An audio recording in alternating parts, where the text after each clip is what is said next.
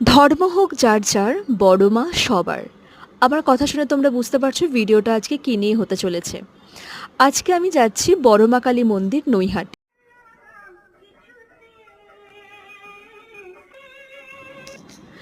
আমি জীবনে এই প্রথমবার বড় মা কালীকে দর্শন করছি। শুধুমাত্র আমি না, আমাদের বাড়ির সবাই খুব শুনেছি ঠাকুরের কথা যে উনি খুব জাগ্রত, আরও অনেক কিছু, কিন্তু দর্শন এই প্রথমবার করছি। আমরা শ্রীরামপুর থেকে ব্যান্ডেল লোকাল ধরেছিলাম, তারপরে চুঁচুড়াতে নেমে ঘাট পেরিয়ে গেছিলাম নৈহাটির মা কালী মন্দির। ওখানে শনি মঙ্গলবার খুব বেশি ভিড় হয়, কিন্তু এমনি অন্যান্য বারে গেলে এতটা ভিড় হয় না। কিন্তু আমরা যে টাইমে গেলাম পুজো দিলাম সে টাইমে দেখলাম ভালোই লাইন ছিল। ঠাকুরকে দর্শন করতে গেলে মনে হয় সেই মন্দিরে ঘন্টার পর ঘন্টা বসে থেকে কিন্তু কিছু করার নেই, সেখানে বসা যাবে না।